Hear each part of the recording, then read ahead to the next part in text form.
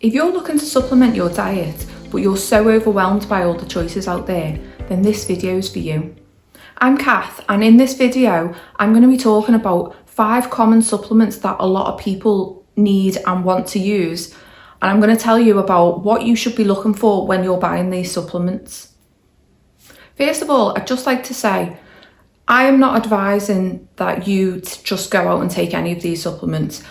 I always think it's important to have a blood test first if possible, especially if you're feeling tired all the time. It's going to benefit you to have a blood test just to find out if you can narrow down what it is you need to supplement with.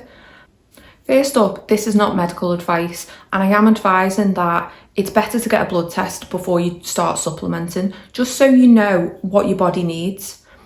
If you choose to go to the doctor and they're willing to test the things you need, that's great.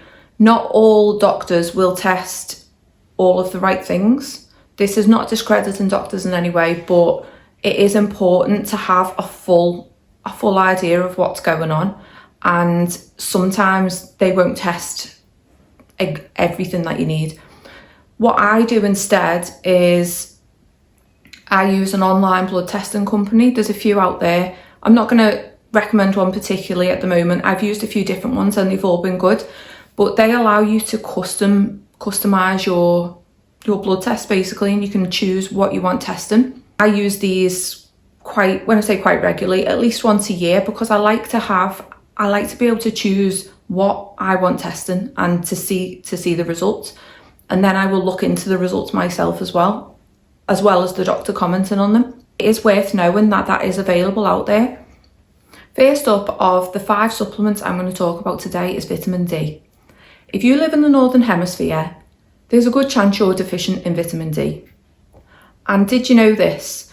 If you have a darker skin tone, you actually need more vitamin D. We get our vitamin D from sunlight. That is the main and primary source. And obviously, living in the UK, we don't get sunlight that often. We do get obviously a few days a year of sunlight maybe. And in general, a lot of the days are cloudy. When we don't get sunlight, our body is not able to produce vitamin D, and this can have an impact on our immune system, on our circadian rhythm, and the way that our bodies function in general. There are also certain things going on at the moment and have been going on for years that have recently come up in the news to do with planes flying over that also can block the sunlight. That's something to look into if you don't already know about that.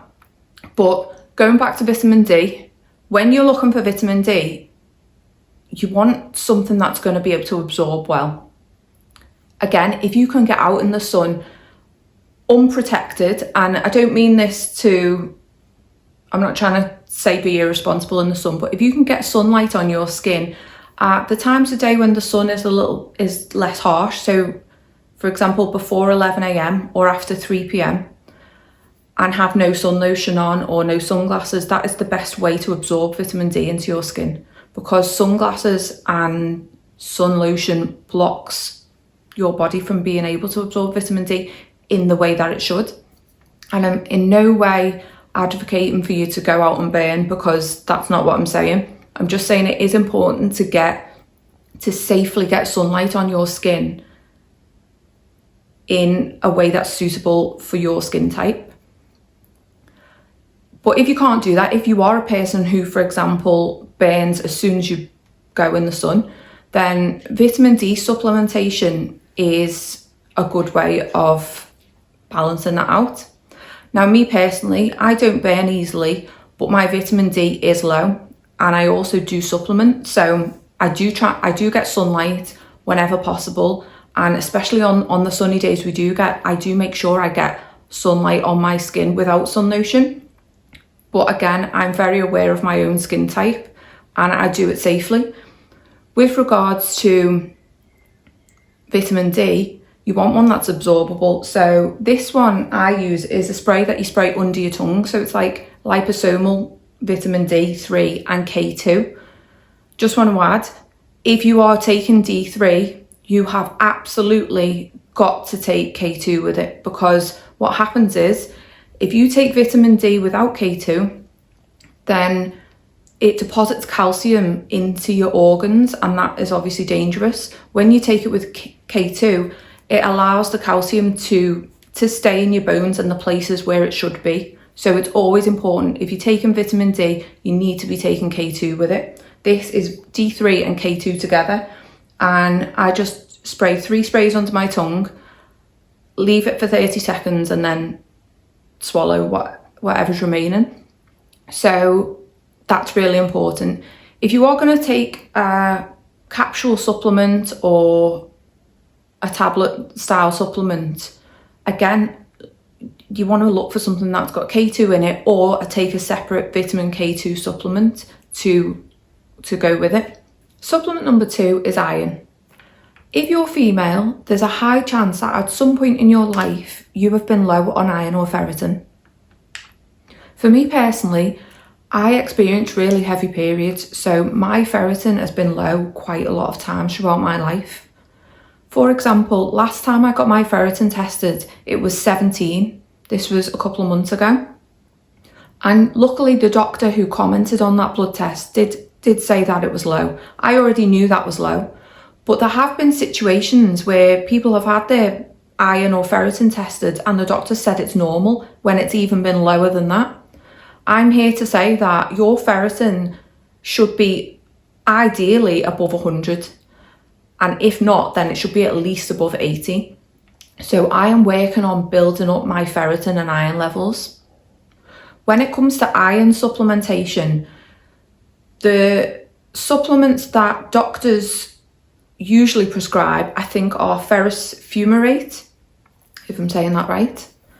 And they are known to have side effects like constipation, nausea, things like that. So a lot of people can't actually take them for long, which then affects the fact that they're not actually getting iron.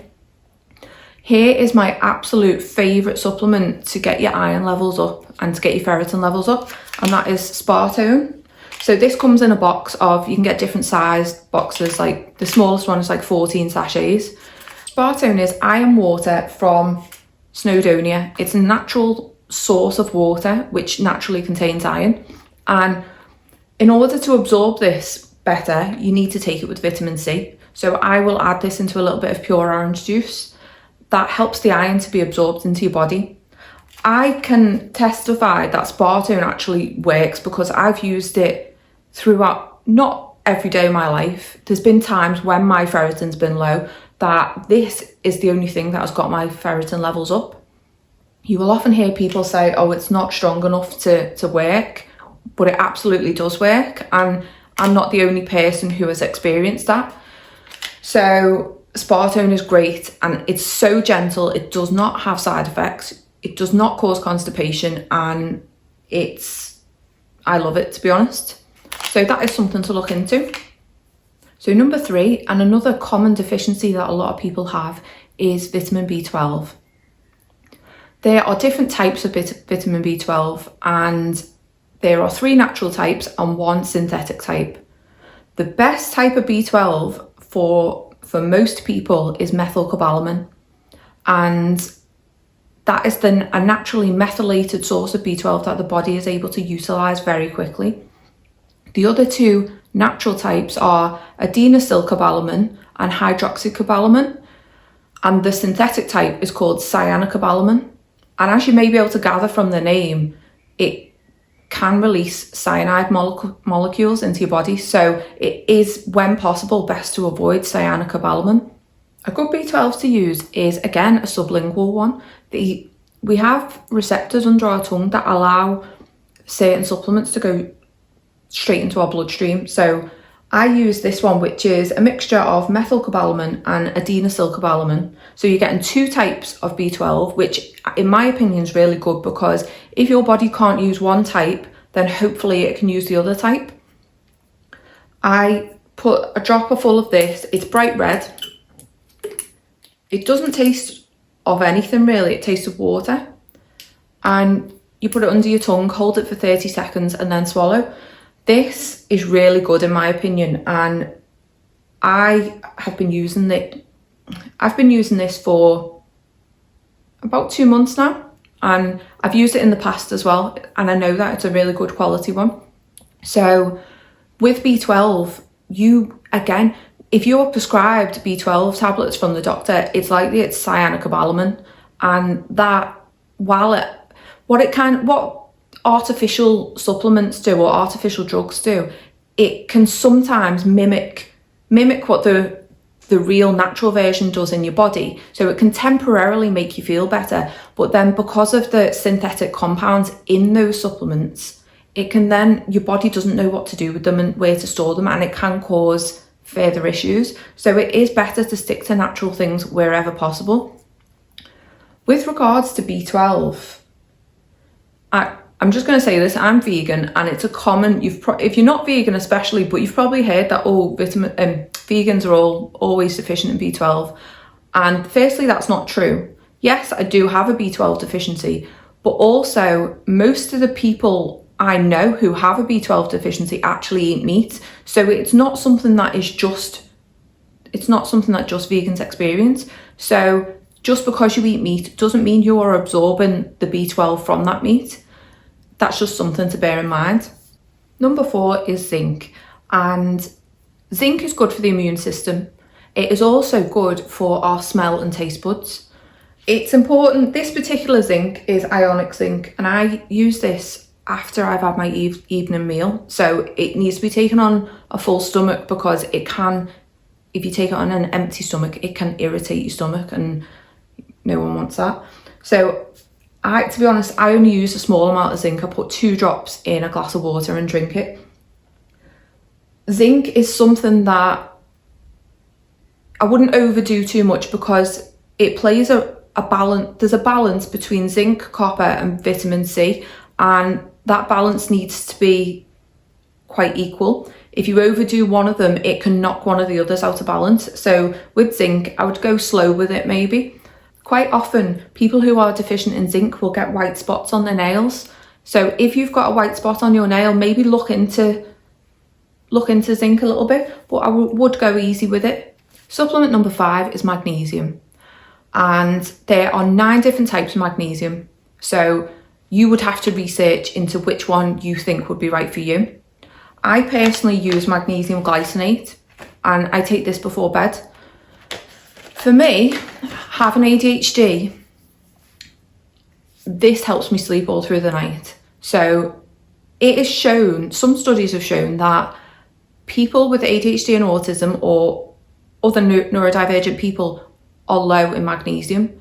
I have found that when I take magnesium glycinate, I can sleep all night. When I don't take it, I wake up multiple times through the night. And I'm not sure exactly why that happens, but it definitely helps. My husband's also been taking it recently, and he talks a lot in his sleep and wakes up and gets out of bed, and it's like a half dream state. And as you can imagine, that makes him tired and that makes me tired. He started taking magnesium glycinate before bed too, and he's sleeping right through as well, which has been amazing. When it comes to magnesium, there are different types have different effects. So magnesium citrate, for example, has more of a laxative effect. Magnesium glycinate doesn't do that. Well, it certainly doesn't to me, and I don't think it does to most people. So it is important to look into the type of magnesium that you're taking, but each different magnesium has different benefits for different parts of your body. So that was about 5 supplements that people are commonly deficient in.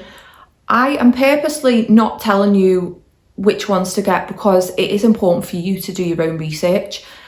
I will say though, liposomal supplements, the liquid version that you put under your tongue, are generally better absorbed by the body.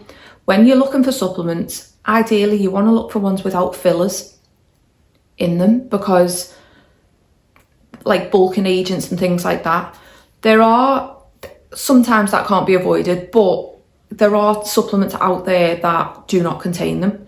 If possible, try and get organic ones. Depending on your budget, that's not always possible.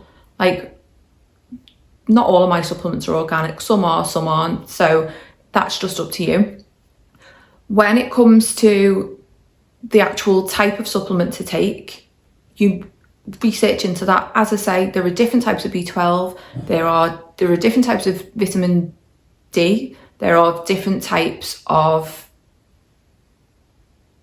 iron, sorry, and there are basically different types, and you might be more suited to one type over another. So that's really important to take into account.